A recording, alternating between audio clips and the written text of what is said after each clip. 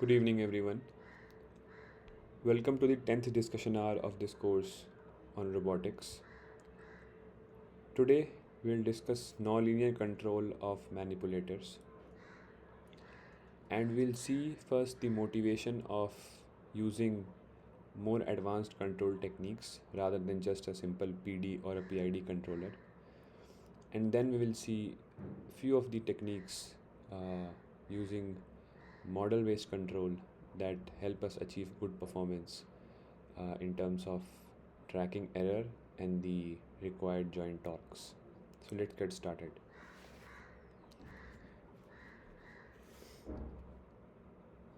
So today the type of controller that we will be discussing is called as a feedback linearizing control scheme, and that uses the dynamic model in the control scheme.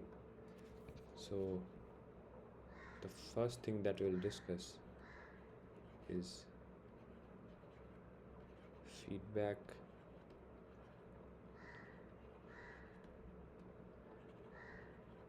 linearization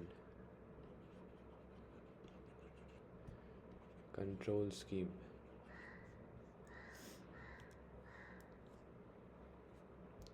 Now let's get into the details of this approach. So I will keep going back and forth from the slides and the notes to use some parts of the equations and block diagrams from the slides, and use my notes wherever I need to explain in more detail.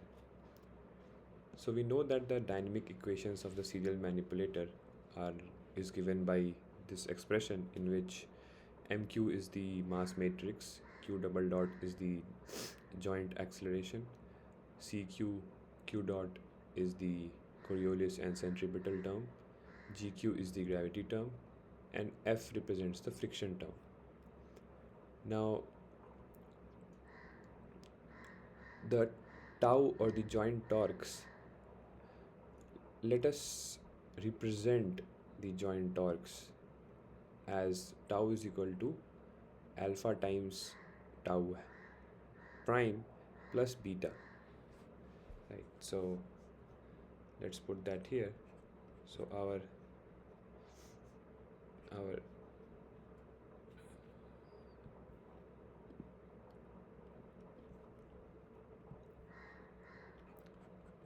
our equation of motion is tau is equal to mq q dot plus c q dot plus gq plus f q dot. Now we assume that let tau be alpha times tau prime plus beta. Now comparing this equation to the equation of motion above, we can choose what can be alpha and beta and the tau hat. So this is equation 1 and this is equation 2. Now compare 1 and 2.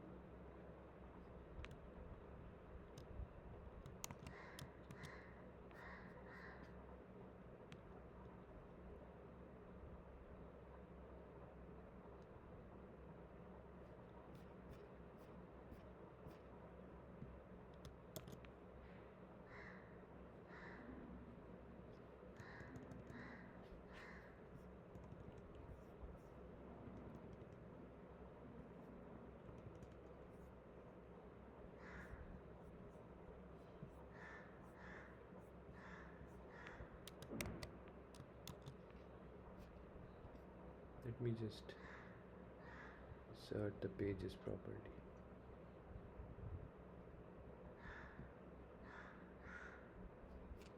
Okay.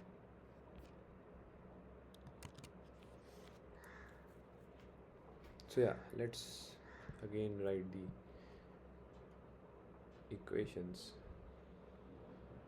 So our equation of motion is tau is equal to mq q dot plus c q dot plus gq plus f q dot. This is our equation 1. Now let this be written as alpha times tau hat plus beta. This is our equation 2.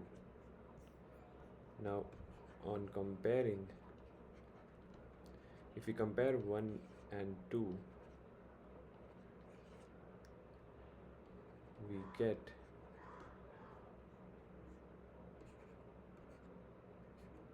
alpha is equal to mq, beta is equal to, I will drop the dependencies for just ease of writing, and tau hat is equal to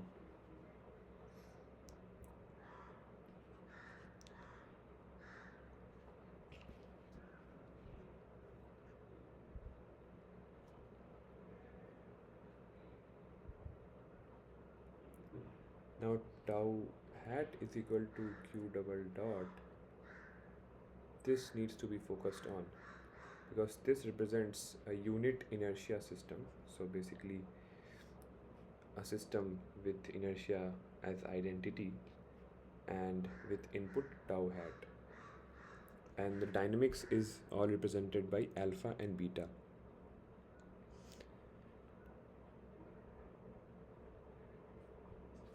So what we get basically is, if we write 1 and 2 together,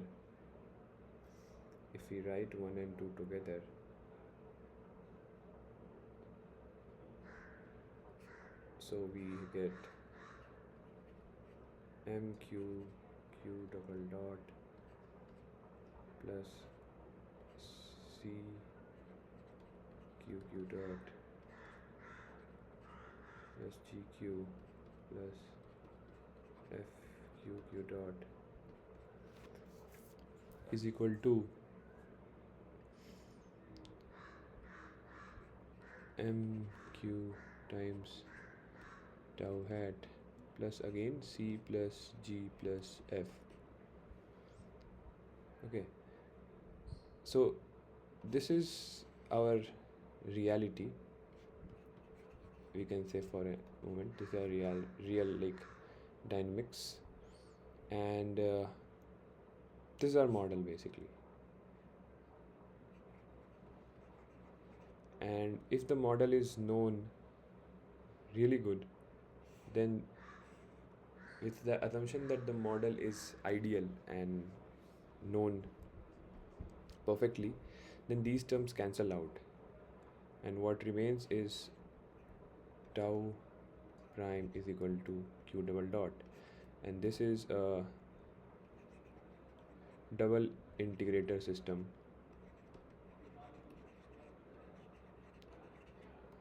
the simplest of the systems, right? Double integrator system, and it has a unit inertia.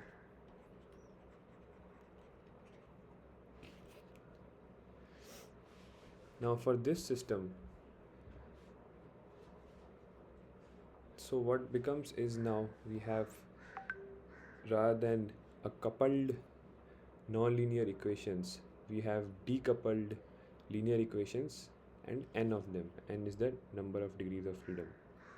So tau prime is written as q double dot desired plus kv times the error in velocities and kp times error in positions, where error is given as desired minus the actual. So tau prime is q double dot desired plus kv e dot plus kp e, and e is equal to qd minus q.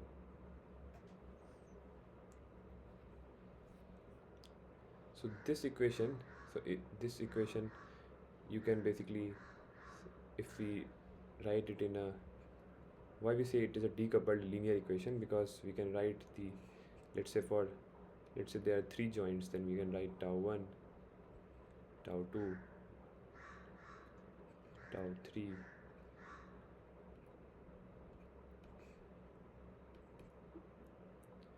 and here we can write q double dot d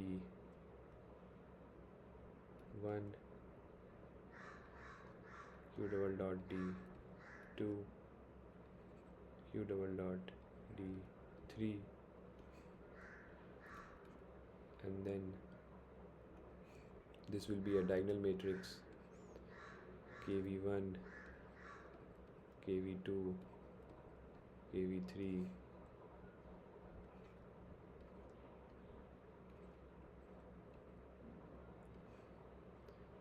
then e1 dot, e2 dot, e3 dot, and e1 dot just depends on qd1 dot minus q1 dot. So we see that all the equations can be treated separately, right? So we have now, by taking the assumptions above, we have, what we have done is we have simplified the coupled nonlinear differential equation to a decoupled linear equation.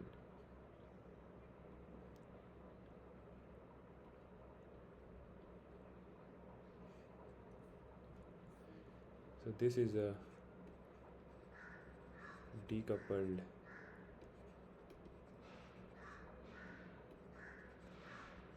linear equation. Okay.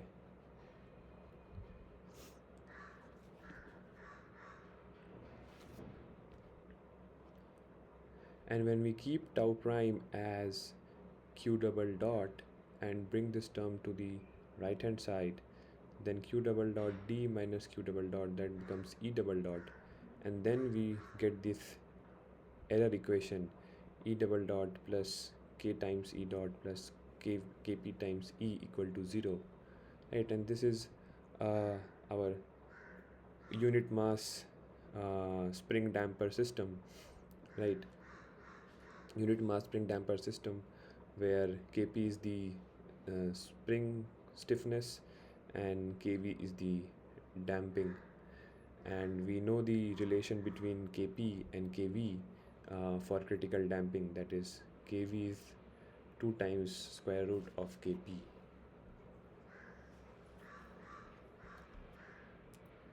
So the error equation is e double dot t plus kv times e dot t plus kp times et is equal to 0, and this is our unit mass spring damper system, and for critical damping kv is 2 times under root kp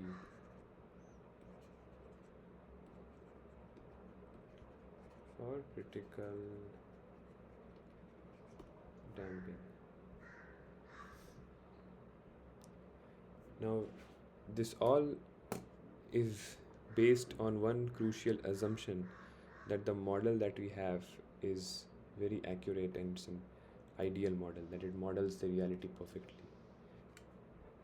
So then the cancellation of those terms is best justified.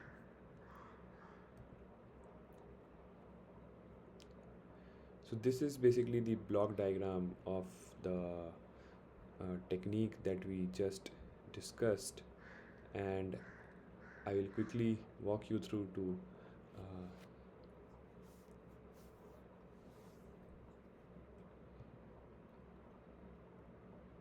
basically uh, realize that how uh, how to implement this technique in actual reality. So our next topic is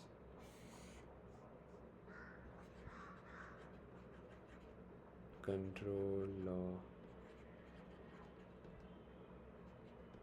partitioning.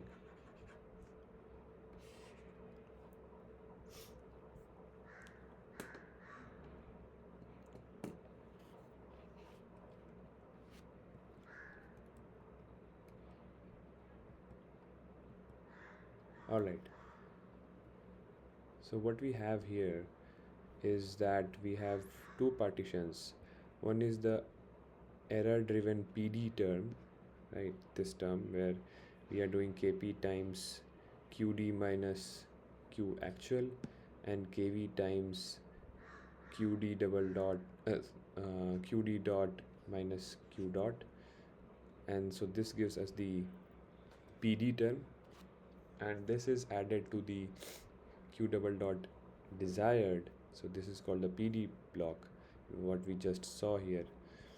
This uh, this expression basically tau prime. This is the PD component, and then this tau prime is basically now again fed back into this, so multiplied into MQ.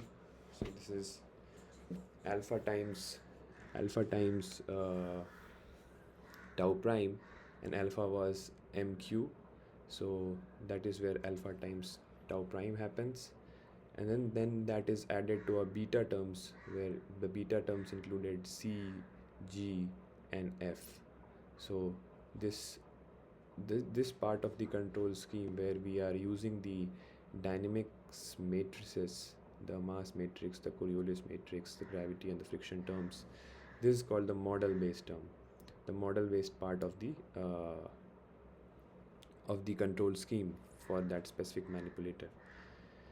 And finally, that alpha times tau prime and b plus beta gives us the final torque that is then applied to the robot's joints.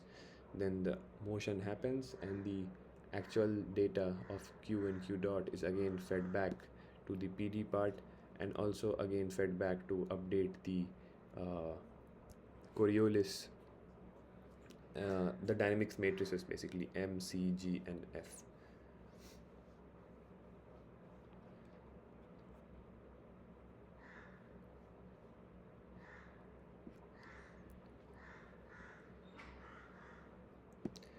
So we know that the ideal performance is not possible due to the following reasons, because when we are computing alpha and beta, Q is also changing at that time, right? So the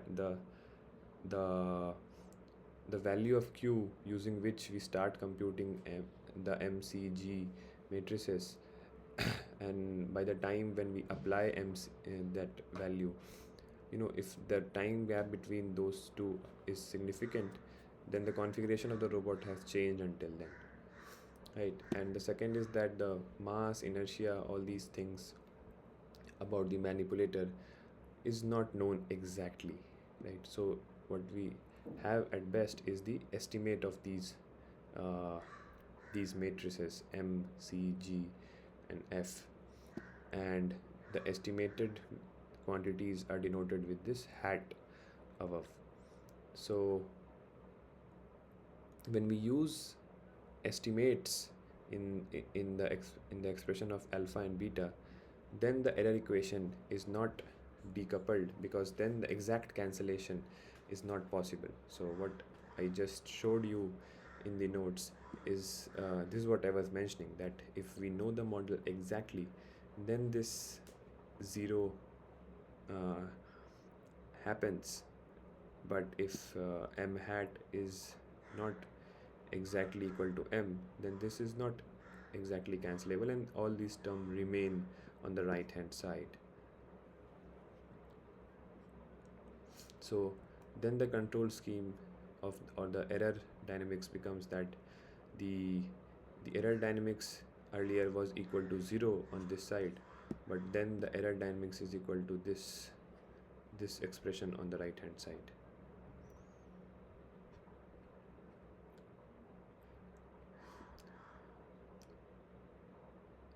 So now we have few different cases of how we are computing the torques. So when when we take alpha when we take alpha as so basically I'm not using any other parts of the model and just using gravity, so that becomes gravity compensation. And if we do not use any information in beta, and then it becomes a simple PD control scheme. And it becomes a completely feed forward control law if M, C, G and F, they are computed according to the desired trajectory and not in the feedback loop. So then it becomes a feed forward control law exactly.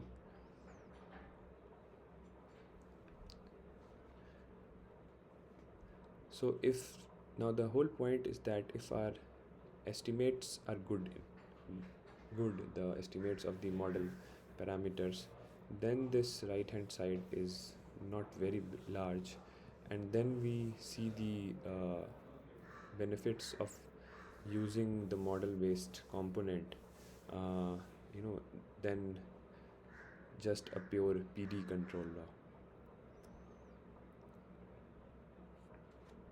So to summarize what we have discussed till now is that we have seen the concept of control law partitioning, in which we have an error driven PD block and a model based block. When the model is known exactly, then we get a linear decoupled system of error equations, error dynamics, and we can very easily use Kp and Kv according to the critical damping of that system. But in reality, that's not the case, and we have some residual on the right hand side which accounts for the mismatch between the model and the reality, or the estimates of model that we have.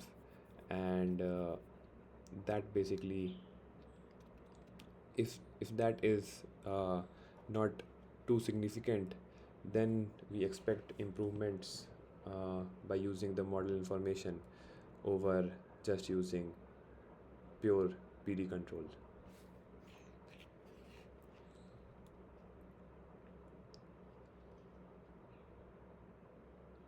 So here uh, we see that this is the PD control torques and errors.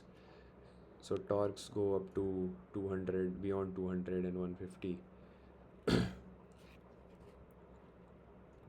for a fast motion. So here uh, this is the result, and then finally the nonlinear controller is shown, and we see that for slow motion, effect of nonlinearities are reduced, so the torque profiles are similar to PD control.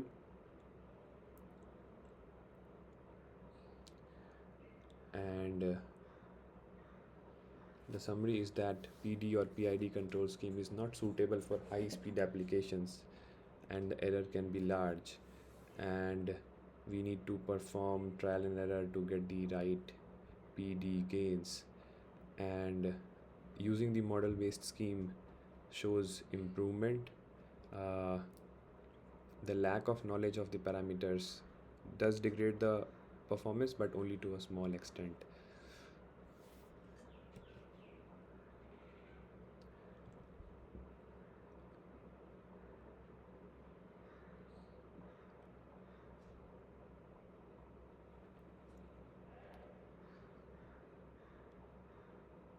Now, in the same concept is also demonstrated in the experimental results, where we see that the maximum error reduces from 5 degree to 2 degree when model-based control is used rather than just pure PD control.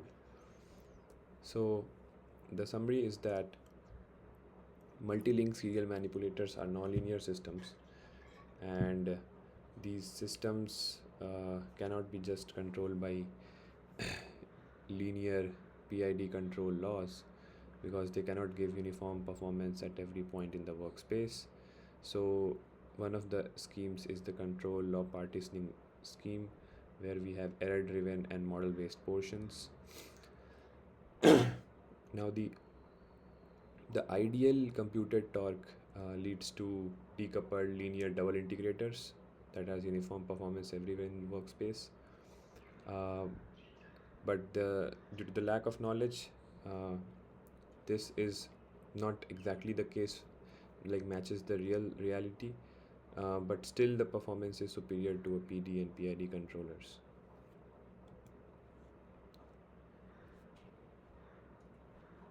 Now, what we see next is the Cartesian control of serial manipulators.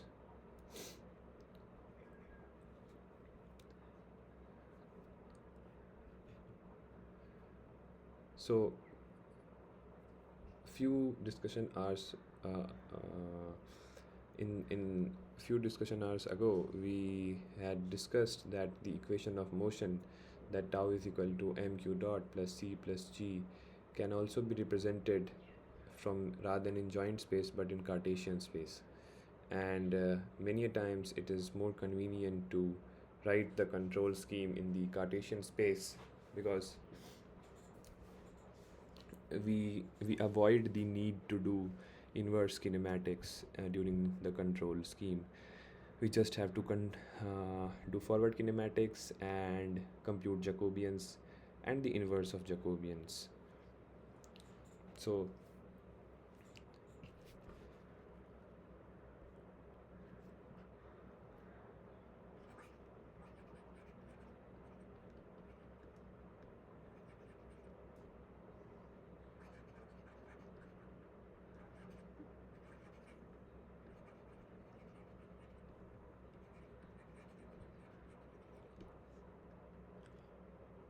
for the joint space,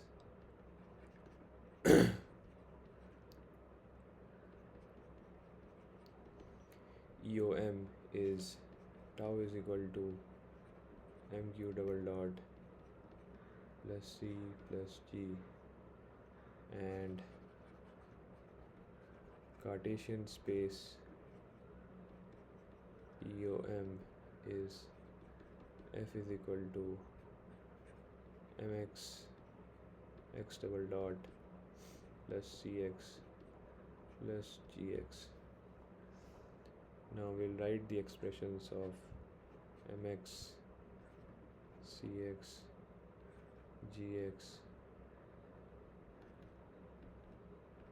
Right, so mx is j inverse m, j inverse transpose m j inverse.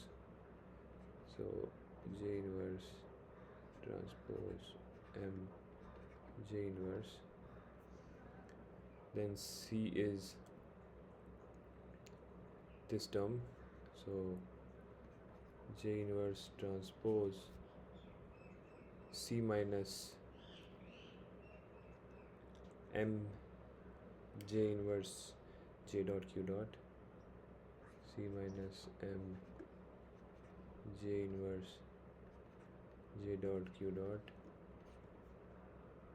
and then j inverse transpose g, and finally j transpose f is tau. So these are the relations. Now we will follow the similar to the joint space scheme. We also assume a similar control law here, that is alpha times f prime into beta, and alpha will be mxq, beta will be cx plus gx, and finally to get the unit mass system, f prime is equal to x hat, we will get the again linear decoupled error equation, that is e double dot plus kv times e dot plus kp times et equal to 0. And once we have the uh, uh, forces F, then we can do J transpose F to get the joint torque. So this is this diagram represents the Cartesian control model-based control scheme for manipulators. So let me just again walk through this.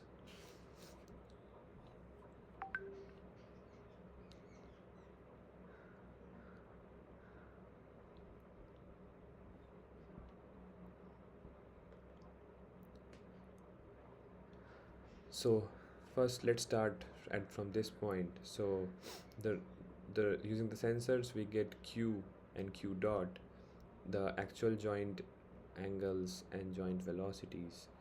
The actual joint angles are used to do the forward kinematics represented here by kin Q. The forward kinematics to get X, and Q dot is multiplied with Q dot to get X dot.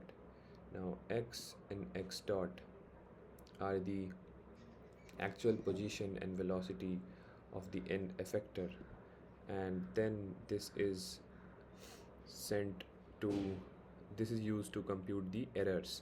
So xd, the desired end effector position and the actual end effector position, are subtracted to get the error in the position, and similarly the desired end effector velocity and the actual end effector velocity are compared to get the error in the velocities. Now these two errors are then multiplied with their specific gains and then added to the desired acceleration of the end effector, that is x double dot d, which is coming from the, let's say, the trajectory planner. Now this is the error driven PD part that we had seen in the case of joint space scheme. So finally this new acceleration x double dot d plus kp times error in x plus kv times error in x dot, that is then multiplied with the Cartesian space mass matrix. The Cartesian space mass matrix is computed at the joint angles that are at that point from the actual data, and then the other dynamics part, cx and gx, they are computed again based on the actual q and q dot, and this Jacobian is also computed based on the actual data. So all these terms are then added finally to compute the, so at this point we have the F, and then finally we do J transpose F to get the joint torques, and those joint torques are applied to the robotic arm. This FR here is the some external disturbance force that can also be included in the computation of the final joint torques. So this block diagram represents the Cartesian control model-based control scheme.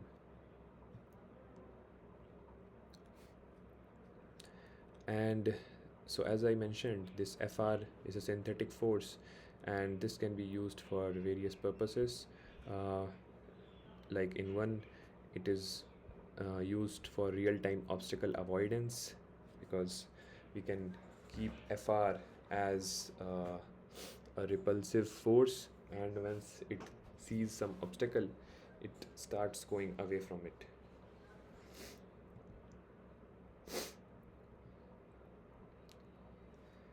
So up till now, what we have seen is the control of the end effector position velocity. Right, so that manipulator is moving in free space, so then it is perfectly fine. But when the manipulator is interacting with some other object in its environment, right, and doing some task, then how much force the end effector is applying to the object in touch, that also becomes very crucial. So let's say if the manipulator is used to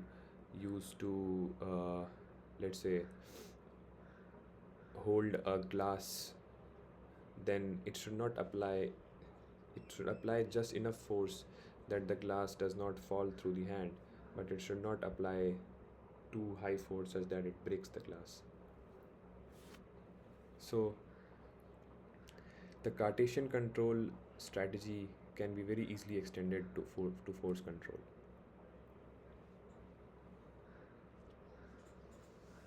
So this is our very simple force control of a mass along one direction, in which Ft is the applied force from an actuator, F dist is the unknown disturbance force, xt is the displacement, and k is the environment stiffness. So it's a spring mass system which is actuated by a force F from an actuator, and the aim is to control the uh, the force exerted by the environment to a desired value uh, by you know by controlling the actuation force.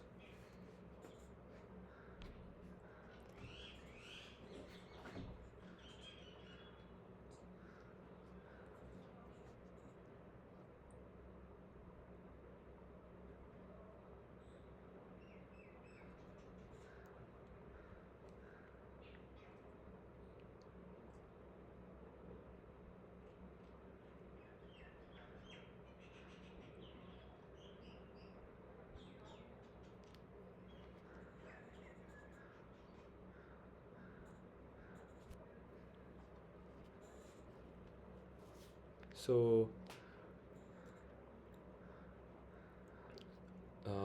the goal is to basically get a desired uh, response, the force response from the environment, and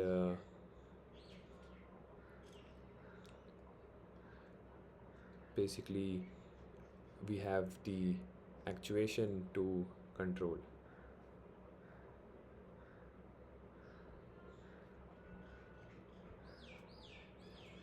So this is the equation of motion of the system. So F is equal to mx double dot plus kex plus F dist, right? So mx double dot is due to the acceleration of the mass, kex is the force that is applied by the spring, and F dist is the external disturbance. And if we write in terms of if we write kex as fe, then basically, let me use the notes.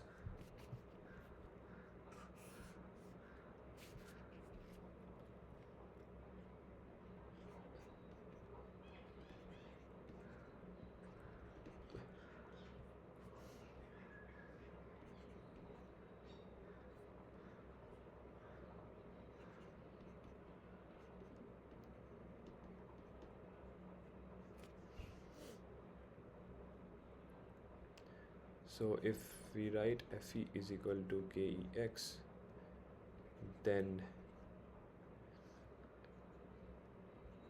x is equal to k inverse fe, and x double dot is equal to k inverse fe double dot.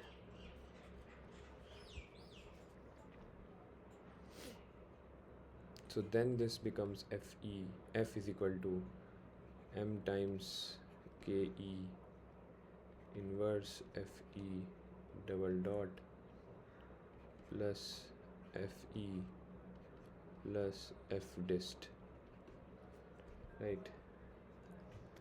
Now this equation is a second order ODE, right, in terms of fe.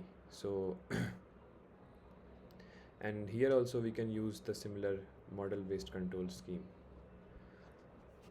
So let this be f is equal to alpha times f prime plus beta, where alpha is m times ke inverse, beta is fe plus f dist, and then we get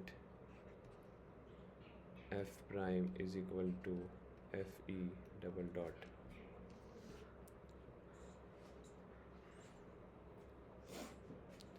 And fe double dot, we know that we write as the desired plus the PD control uh,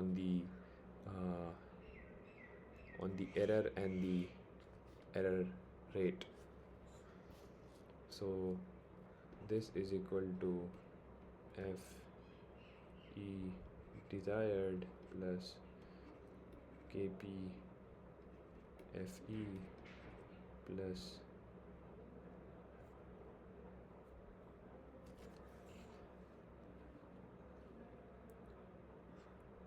no.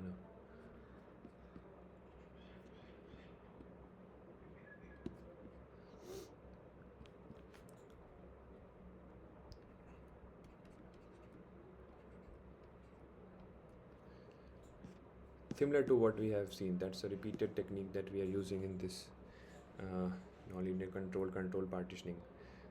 And ef is defined as the difference between the desired and the measured force that acts on the environment. And finally we get the closed loop force error equation, again similar to what we have seen in case of joint space control partitioning or Cartesian space control partitioning.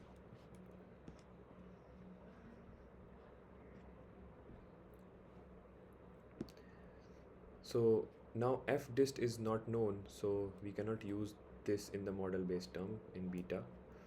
So beta is set to fe desired, right?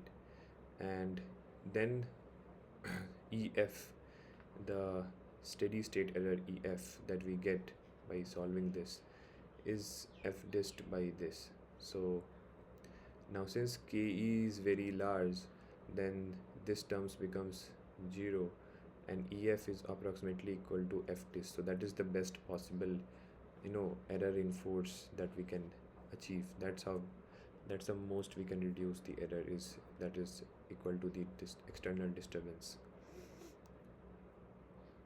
And these rates are not specified because force, we like there is no physical sense of taking derivative of the desired force. So fe is measured but fe dot is not measured. So finally the control law becomes like this. So f is equal to m times kp of f into k inverse times error in f. Error in f is measurable, and minus kvf times x dot is measurable, and the desired force that we want to exert on the environment. So basically this ef term is the force controlled term that is appearing here. So same is represented here, that the system, that is f is equal to mx double dot plus kex plus f dist, and fe is the environment force that is compared to the desired force. That error is fed back here and the velocity is again also fed back here, and finally we achieve the force control of a spring mass system. So K is large in most environments, and environments are stiff, and the terms in beta, so beta is fe desired, and derivatives of fed are dropped. So so that EF does not go to 0 as in a second order system. Uh, and we choose these gain matrices as positive definite diagonal matrices.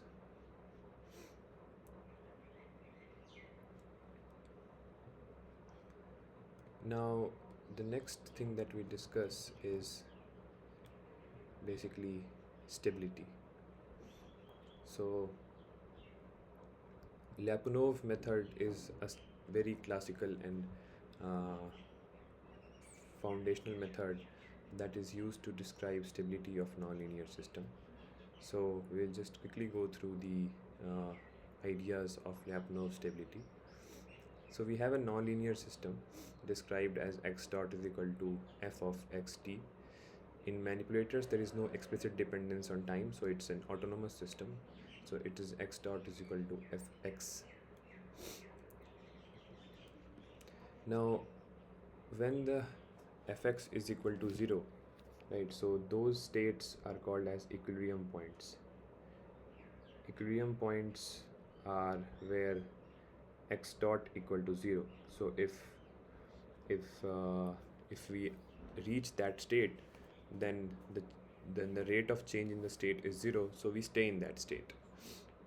So uh, if we do not change the state, and equilibrium points are also of different types, so it can be either a stable equilibrium, an unstable equilibrium, or a saddle point. And so uh, fx is equal to 0 can have more than one solution, and we need to investigate the stability at all equilibrium points. So now to comment about the stability the of the system, we define another function v of x which has certain properties. So v of x must be a positive definite differentiable scalar function of state variables, and v dot x must be negative definite. So what's a positive definite function? So positive definite function is always greater than 0 for all x not equal to 0, and it is 0 only when x is equal to 0. So that is a positive definite function. And negative definite function if fx is less than 0 always and is 0 only when x is 0. And semi-definite is when fx is greater than equal to 0. So vx, so you can get an idea that vx represents the system of the system, sorry, energy of the system. And if the energy of the system, which is a positive definite quantity, so it means that the energy of the system is positive definite, and the energy continuously decreases with time. So for stability, the energy has to decrease with time. If energy is increasing, then the system is definitely unstable, right? So the sufficient conditions for stability and not necessary conditions. So the sufficient conditions for stability is that a Vx is positive definite and V dot x is negative definite. This means that it has asymptotic stability. So the system will go to the equilibrium point. And if Vx is greater than 0 and V dot x is not less than equal to 0, then the system is not stable, right? And maybe the choice of Vx was not proper. If V dot x is negative semi-definite, then we get asymptotic stability in certain conditions.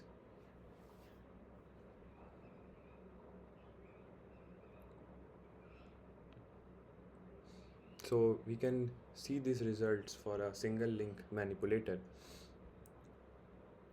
and we can see that the equilibrium point at theta 1 equal to 0 is not asymptotically stable.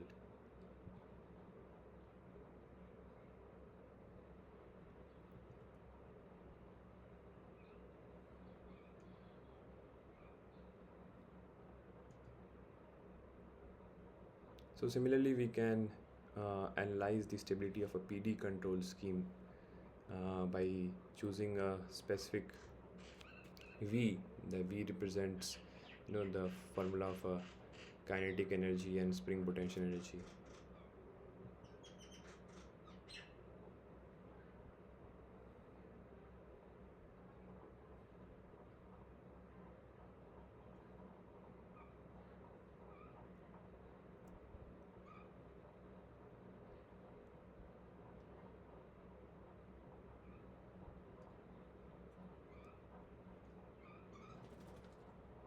So stability of model-based control schemes are not, stability analysis of general model-based control scheme is still an unsolved problem, uh, and we can then go to more advanced concepts in control, that is controllability and all. So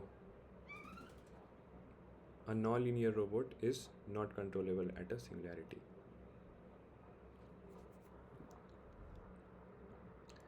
So I will conclude for this discussion R, and we'll meet in the next discussion R. Thank you.